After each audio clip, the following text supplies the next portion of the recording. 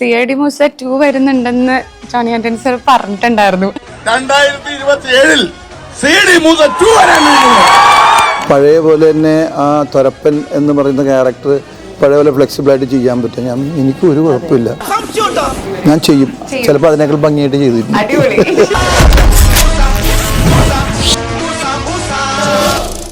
പഞ്ചാബ് ഹൗസിൻ്റെ സമയത്താണെങ്കിൽ ഏറ്റവും ഒന്ന് നേരം വെളുത്താൽ മതി എന്നാണ്. രാവിലെ അങ്ങനെ എഴുന്നേറ്റ് അപ്പോൾ കുളിച്ച് റെഡിയായിട്ട് അപ്പോൾ ഉറക്കം ഉണ്ടാവില്ല. നേരെ സെറ്റിൽ പോവുക.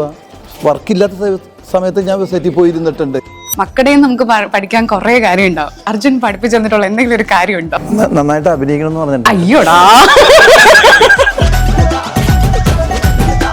മണിമല രാജചേട്ടനും ഹരിശ്രീ അശോകൻ ചേട്ടനും നിങ്ങൾ രണ്ടുപേരും ഒരുമിച്ച് കാണാൻ നമുക്ക് നല്ല ആഗ്രഹമുണ്ട്. വളരെ ചുരുക്കം സിനിമകളല്ലേ ചെയ്തിട്ടുണ്ടാവുള്ളൂ. ഒരുമിച്ചൊരു സിനിമയിൽ ചെയ്യാന്ന് പറയുമ്പോ നിങ്ങളൊരു പടം എടുക്കും. അജയനും വിജയനും ഞങ്ങൾ അല്ല, സോഷ്യൽ മീഡിയയിലെ കമന്റ് എന്താണെന്നറിയോ? നിവിൻ പോളിയുടെ അടുത്ത ഡെലൂലു ആണ് നീതു.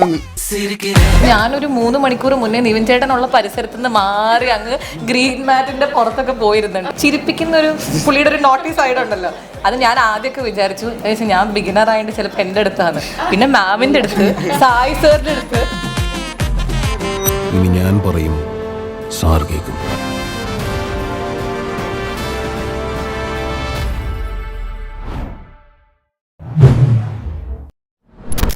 ഈ മാസം നമ്മളൊരു കൂട്ടം മലയാളം സിനിമ തിയേറ്റേഴ്സിൽ കാണാനായിട്ട് എക്സ്പെക്ട് ചെയ്തിട്ടിരിക്കുകയാണ്. അതിൽ മാർച്ച് 26-ാം തീയതി തിയേറ്റേഴ്സിൽ റിലീസ് ആവാൻ പോകുന്ന ബി ഉണ്ണികൃഷ്ണൻ സാറിന്റെ പ്രതിച്ഛായ എന്ന് പറയുന്ന സിനിമയുടെ വിശേഷങ്ങളൊക്കെ പങ്കുവെക്കാനായിട്ട് ഒരു കൂട്ടം സ്പെഷ്യൽ ആയിട്ടുള്ള ആൾക്കാർ എന്റെ മുന്നിൽ ഇരിക്കുന്നുണ്ട്. അതിൽ പുതുതായിട്ടുള്ളവരും കുറച്ച് എക്സ്പീരിയൻസ് ഉള്ളവരും ഒരുപാട് എക്സ്പീരിയൻസ് ഉള്ള ആൾക്കാരും എല്ലാവരും ഒരുമിച്ചിരിക്കുകയാണ്.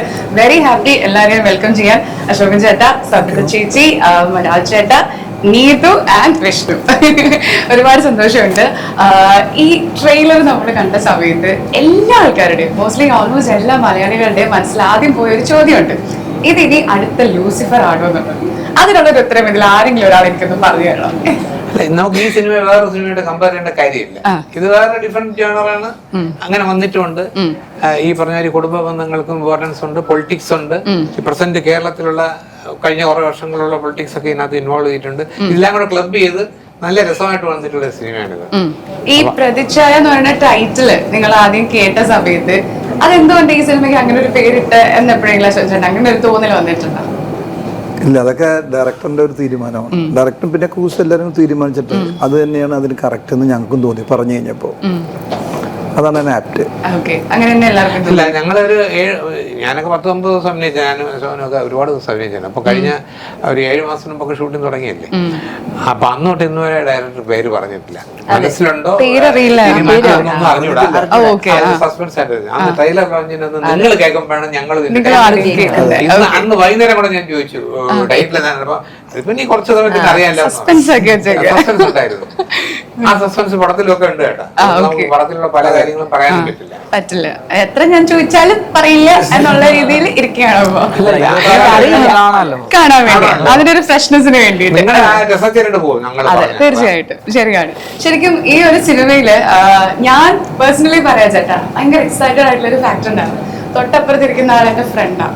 അപ്പൊ അവൾ ആദ്യമായിട്ട് ചെയ്യുന്ന ഒരു സിനിമ എന്ന് പറഞ്ഞപ്പോൾ എനിക്ക് ഭയങ്കര സന്തോഷമായിരുന്നു. അപ്പൊ അവൾക്ക് ഇത്ര വലിയൊരു ഓപ്പണിങ് കിട്ടി. ഞാൻ അവളെന്നൊക്കെ വിളിക്കണം, നമ്മളത്ര ക്ലോസ് ആയതുകൊണ്ട് ഓക്കെ, അവൾക്ക് അത്ര വലിയൊരു ഓപ്പണിങ് കിട്ടി എന്നൊക്കെ പറഞ്ഞാൽ ഞങ്ങൾക്ക് ഭയങ്കര സന്തോഷമായിരുന്നു.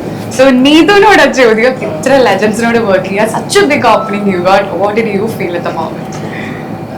ഇന്ദ്ര മൊമെന്റ് ആണോ?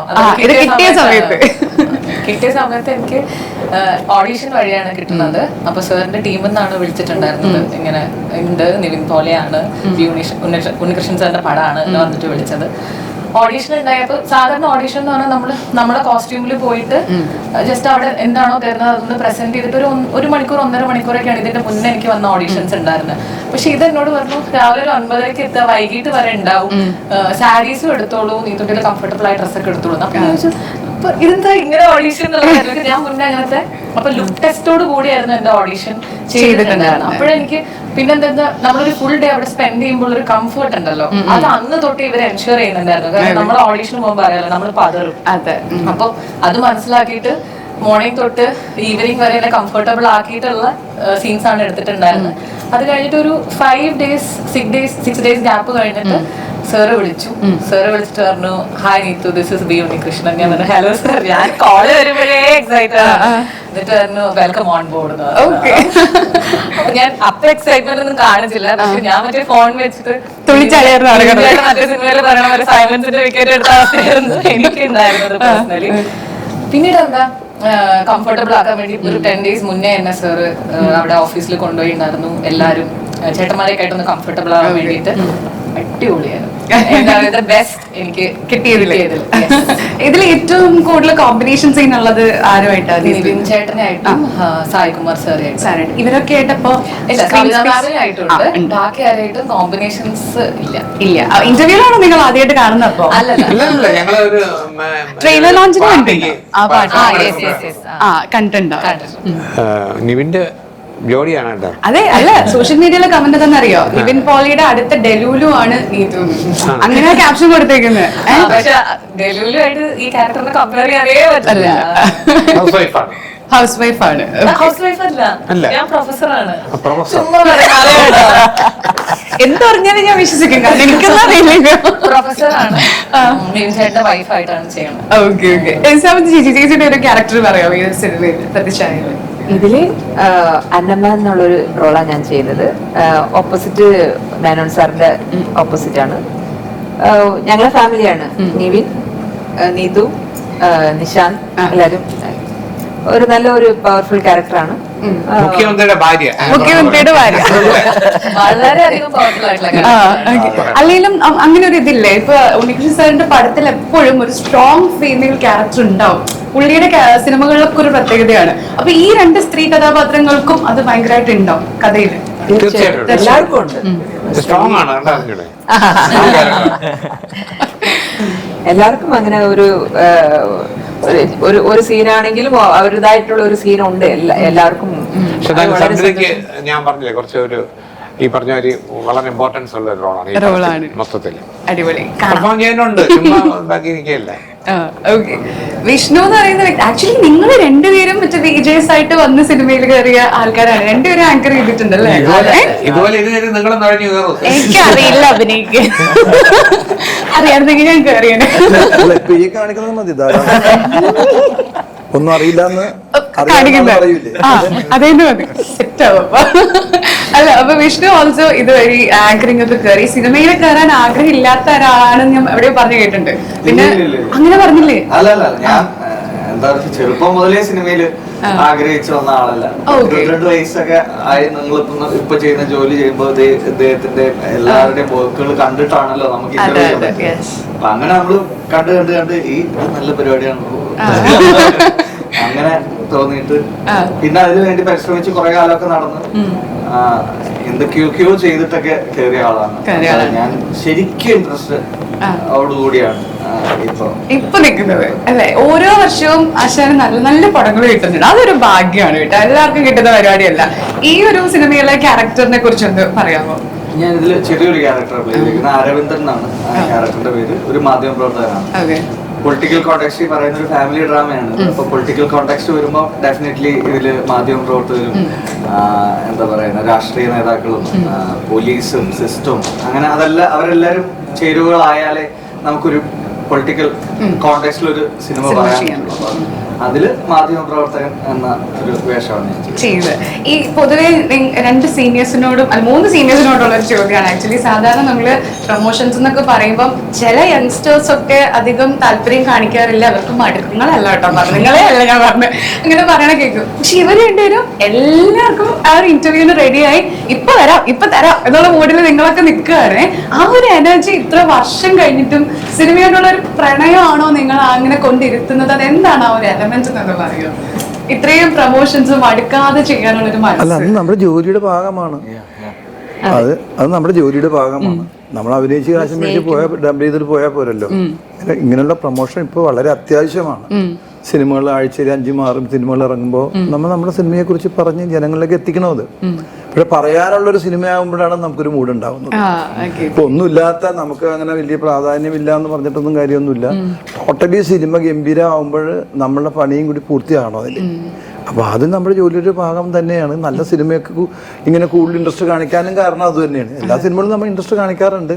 പക്ഷെ നമുക്ക് ഇങ്ങനെയുള്ള സിനിമകൾ അഭിനയിക്കുമ്പോൾ എന്നെ സംബന്ധിച്ച് പറയുകയാണെങ്കിൽ ഈ സിനിമയിൽ ഞാൻ ഇന്ന് വരെ ചെയ്യാത്തൊരു വേഷമാണ് ചെയ്തിട്ടുള്ളത്. ഞാൻ ജീവിതത്തിൽ 40 വർഷം കഴിഞ്ഞ് സിനിമയിൽ അഭിനയിച്ചിട്ട് 40ാമത്തെ വർഷമാണത്. 350 സിനിമകൾ നിയർലി ആയി ഇപ്പോൾ. പക്ഷെ ഞാൻ കുറേ രാഷ്ട്രീയക്കാരനെ ചെയ്തിട്ടുണ്ടെങ്കിലും കോമഡിയിലും ചെയ്തിട്ടുണ്ട്, രാഷ്ട്രീയക്കാരനായിട്ട് സീരിയസ് ആയിട്ടും ചെയ്തിട്ടുണ്ട് വളരെ. പക്ഷെ അതിലൊക്കെ വെച്ച് നോക്കുമ്പോൾ ഞാൻ ഇതുപോലൊരു വേഷം ഞാൻ ചെയ്തിട്ടില്ല. എനിക്ക് അത്രയ്ക്ക് വളരെ ഇഷ്ടപ്പെട്ട ഒരു വേഷമാണ്. ഞാനും തിയേറ്ററിൽ നിന്ന് കാണാൻ കൊതിക്കുന്ന ഒരു സിനിമയാണ്. എൻ്റെ ഫാമിലി, എൻ്റെ ഫ്രണ്ട്സ്, എൻ്റെ മകൻ, എല്ലാവരും ഇത് കാണാനായിട്ട് ഇങ്ങനെ കാത്തിരിക്കുകയാണ്. മകന്റെ കാര്യം പറഞ്ഞുകൊണ്ടിരിക്കുക. സാധാരണ നമ്മൾ പറയും അച്ഛനമ്മമാരാണ് നമ്മൾ പഠിപ്പിച്ചൊരു പോയിന്റ് എത്തിക്കുന്നത്. പക്ഷെ ഒരു പോയിന്റ് കഴിഞ്ഞാൽ മക്കളുടെയും നമുക്ക് പഠിക്കാൻ കുറേ കാര്യം ഉണ്ടാവും. അർജുൻ പഠിപ്പിച്ചു തന്നിട്ടുള്ള എന്തെങ്കിലും ഒരു കാര്യമുണ്ടോ? നന്നായിട്ട് അഭിനയിക്കണം എന്ന് പറഞ്ഞിട്ടുണ്ട്. അയ്യോടാ,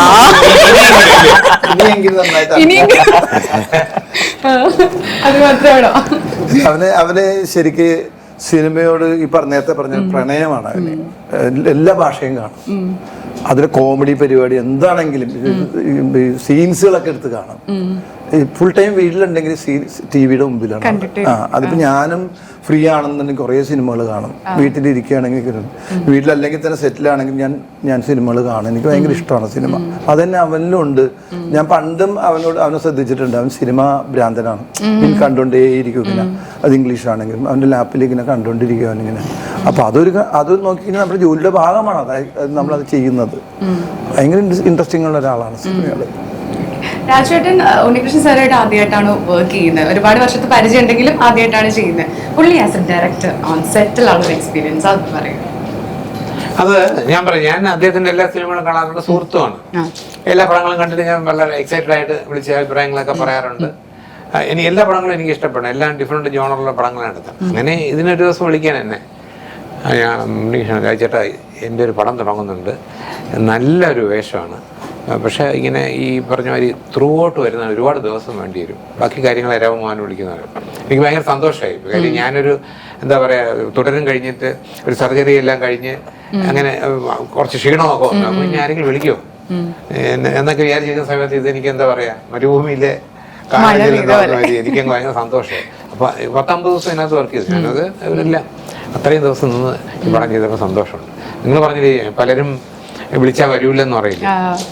നമ്മളെ സംബന്ധിച്ചുള്ള ഒരു ആക്ടർ ആയതിന്റെ പിന്നിൽ തന്നെ എക്സ്പോഷർ ഉണ്ട്. ഞാൻ എന്റെ ശബ്ദം എന്നെ ആൾക്കാർ കാണണം, അതിന് കിട്ടുന്ന ഒരു അവസരമല്ലേ ഇത്. എന്നെ എവിടെയൊക്കെ ലോകത്ത് എവിടെയൊക്കെ ആരൊക്കെ ഈ പ്രോഗ്രാമിൽ കാണുന്നുണ്ട്, എത്ര പേര്. അപ്പൊ അത് ഞാൻ എന്തിനു വേണ്ടെന്ന് വെക്കണം? ഞാൻ കാശ് കൊടുത്ത് ചെയ്യുന്നൊന്നുമല്ല. ഞാൻ പൈസ എന്റെ ഒന്നും കൊടുത്തിട്ടില്ല. ഇവര് വിളിച്ച് അങ്ങനെ ഞാൻ വന്നാണ് അന്ന് ഇത് ചെയ്യുന്നുണ്ട്. അപ്പൊ നമ്മൾ ഈ പടം നല്ലൊരു പടം ചെയ്തതിന്റെ ഒരു സന്തോഷമുണ്ട്, എക്സൈറ്റ്മെന്റ് ഉണ്ട്. കാര്യം ഈ പറഞ്ഞ മാതിരി ഡിഫറെന്റ് ക്യാരക്ടറാണ്. എന്റെ സാധാരണ പടങ്ങളിലുള്ള ഈ ചുമ്മാ ഇങ്ങനെ ഷോയ്ക്ക് വന്നിട്ട് തള്ളുന്നവർ പറയല്ലേ, ഈ എന്റെ ഒരു ക്യാരക്ടർ സാധാരണ കഥാപാത്രങ്ങൾ എന്റെ ഒരു സ്പീഡും വെപ്രാളവും അതൊന്നുമല്ല. ഇത് കുറച്ച് മെച്യൂർഡ് ആയിട്ടൊരു വേഷമാണ്. അത് എന്നെ കൊണ്ട് നന്നായിട്ട് ഡയറക്ടർ ചെയ്ത് എടുത്തിട്ടുണ്ട്. നല്ല സ്ക്രിപ്റ്റുമാണ്. പിന്നെ ഞാൻ എന്തെങ്കിലും മിസ്റ്റേക്സ് കാണിച്ചാൽ പുള്ളി കറക്റ്റ് ചെയ്യാറുണ്ട്. അങ്ങനെയല്ല, ചേട്ടാ ഉദ്ദേശിച്ചല്ല, ഇതാണ് ഞാൻ അങ്ങനെ പറഞ്ഞു തരാൻ ഒരാൾ ഉള്ളത് തന്നെ ഭാഗ്യം. അല്ല എന്ത് പറഞ്ഞാലും ഓക്കെ എന്ന് പറഞ്ഞാൽ ആ വഴി അങ്ങ് പോയില്ല. അങ്ങനെ എൻ്റെ കാര്യത്തിലല്ല, എല്ലാവരുടെ കാര്യത്തിലും പുള്ളി അത്രയും ശ്രദ്ധിച്ചിട്ടുണ്ട്. ഷോട്ട് വയ്ക്കുമ്പോഴും ക്യാമറമാൻ്റെ നമ്മൾ കണ്ടിട്ടുണ്ട്, തർക്കിക്കുന്നുണ്ട്. അങ്ങനെ അല്ലല്ലോ ഞാൻ പറഞ്ഞത്, ഇങ്ങനെ വരണമെന്നല്ലേ പറഞ്ഞു എന്നൊക്കെ പറഞ്ഞ് പുള്ളി പറയും. അപ്പൊ എന്നെ സംബന്ധിച്ചുള്ള ഒരു നല്ല പടത്തിൽ അത് നല്ലൊരു വേഷം ചെയ്യാൻ പറ്റി എന്നുള്ളത് വളരെ സന്തോഷം. നിങ്ങൾ രണ്ടുപേരുമുള്ള സിനിമകളിലെ അത് എൻ്റെ എണ്ണം എന്തുകൊണ്ട് കൂടുന്നില്ല? മണിമല രാജേട്ടനും ചേട്ടനും നിങ്ങൾ രണ്ടുപേരും ഒരുമിച്ച് കാണാൻ നമുക്ക് നല്ല ആഗ്രഹമുണ്ട്. വളരെ ചുരുക്കം സിനിമകളല്ലേ ചെയ്തിട്ടുണ്ടാവുള്ളൂ, ഒരുമിച്ച് ഒരു സിനിമയിൽ ചെയ്യാന്ന് പറയുമ്പോ. നിങ്ങളൊരു പടം എടുക്കും, കാര്യം വിജയൻ, ഞങ്ങൾ രണ്ടുപേരും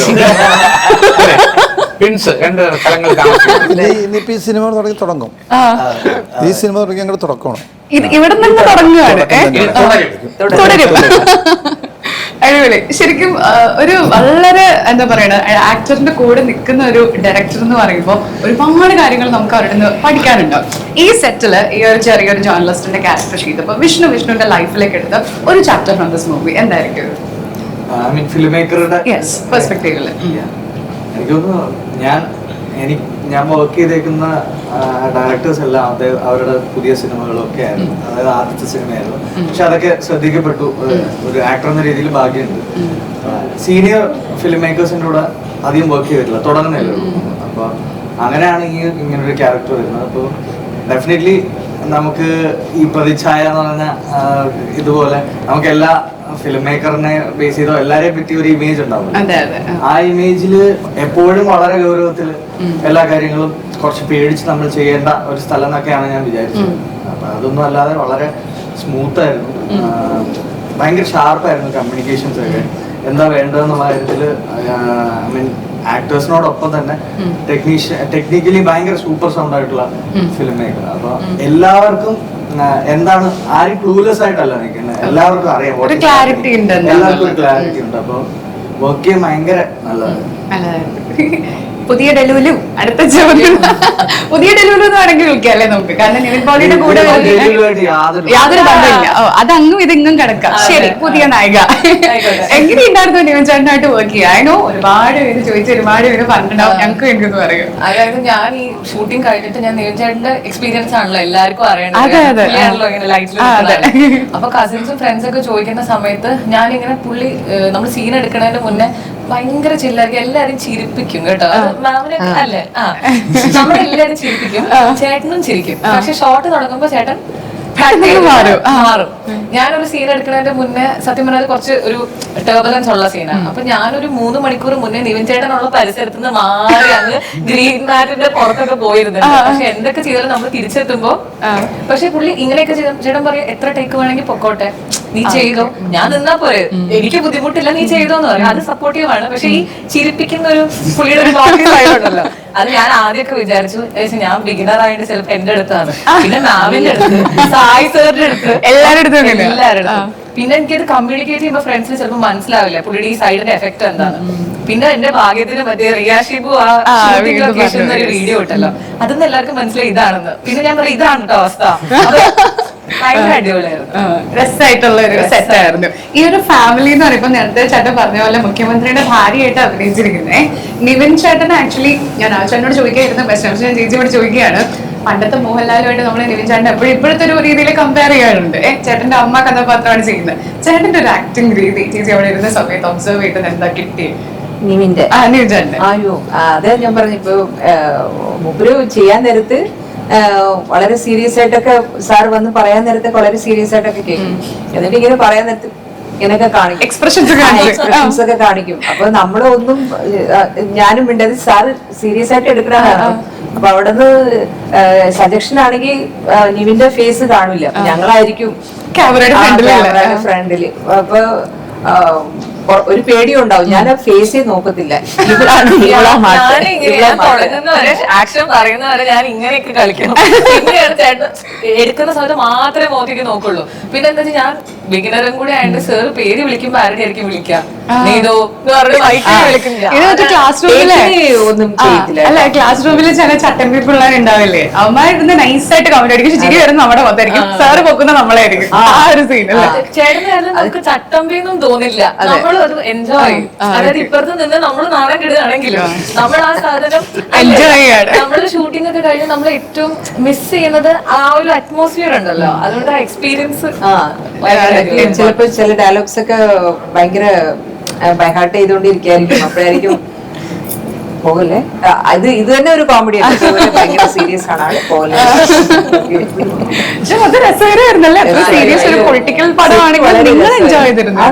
പിന്നെ നമ്മൾ ഉണ്ണി സാറിനെ നമ്മൾ വിചാരിക്കും ഭയങ്കര സീരിയസ് ആണ്, ഞാൻ അങ്ങനെയൊക്കെ വിചാരിച്ചു ഭയങ്കര സീരിയസ് ആണെന്നൊക്കെയാണ്.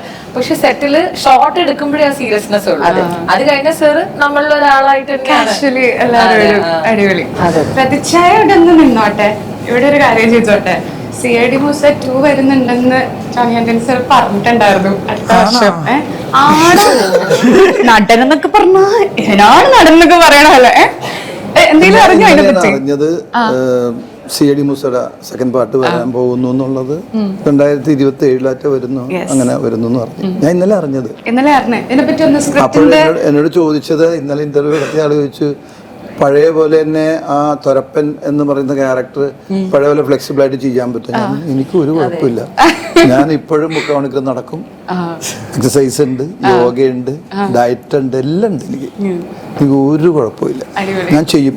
ചിലപ്പോൾ അതിനേക്കാൾ ഭംഗിയായിട്ട് ചെയ്തിട്ടുണ്ട്. അടിപൊളി. മോസ്റ്റ് ഓഫ് നമ്മളൊരു പടത്തിന്റെ സീക്വലിൽ പ്രതീക്ഷിക്കുന്ന കയ്യിൽ ടോപ്പ് ലിസ്റ്റിൽ വന്നത് CID മൂസ. ഏതൊരു മലയാളി ഓഡിയൻസിനോട് ചോദിക്കുമ്പോഴും അത് ചിലപ്പോൾ അതിൽ തന്നെ നമ്മൾ എന്തെങ്കിലും ഒരു സാധനം കയറ്റാൻ നോക്കും, എന്തെങ്കിലും ഒരു സംഭവം. കാരണം അതെനിക്ക് വളരെ ഇഷ്ടപ്പെട്ട ഒരു ക്യാരക്ടേഴ്സിൽ ഒന്നാണ്. ഇപ്പൊ നമ്മൾ ഈ പടം ചെയ്തുകൊണ്ടിരിക്കുന്ന സമയത്ത് തന്നെ ഈ സിനിമയെ നമ്മൾ ചെയ്യാൻ ഭയങ്കര ത്രില്ലായിരുന്നു. ഇപ്പൊ പഞ്ചാബി ഹൗസ് ഒക്കെ ചെയ്യുന്ന സമയത്ത് പറക്കുന്നതിലേക്ക് ചെയ്യുമ്പോൾ നമുക്ക് പഞ്ചാബി ഹൗസിന്റെ സമയത്താണെങ്കിൽ ഏറ്റവും ഒന്ന് നേരം വെളുത്താൽ മതി എന്ന് ആഗ്രഹം. കാരണം എറണാകുളത്ത് തന്നെ ഷൂട്ട് ആയതുകൊണ്ട് വന്ന് കിടന്നാലും നമ്മളിപ്പോ വിഷുവിനൊക്കെ പടക്കം പൊട്ടിക്കും, കുറച്ച് പടക്കം എടുത്ത് വെക്കും വെളുപ്പിന് പൊട്ടിക്കാൻ. അപ്പൊ ഉറക്കം വരില്ല, ഒന്ന് വെളുത്താൽ മതിയായിരുന്നു ഒരു പടക്കം പൊട്ടിക്കാനായിട്ട് എന്ന് പറഞ്ഞ പോലെ രാവിലെ അങ്ങനെ എഴുന്നേറ്റ് അപ്പൊ കുളിച്ച് റെഡിയായിട്ട് അപ്പൊ ഉറക്കം ഉണ്ടാവില്ല. നേരെ സെറ്റിൽ പോവുക.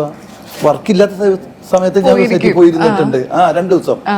അപ്പൊ അതെന്താ വെച്ചാൽ നമ്മൾ ചെയ്യാനുള്ള അതിൻ്റെ കൊതി കൊണ്ടാണ്. അങ്ങനെ കൊതിച്ചൊരു സിനിമയാണ് ഈ സിനിമ.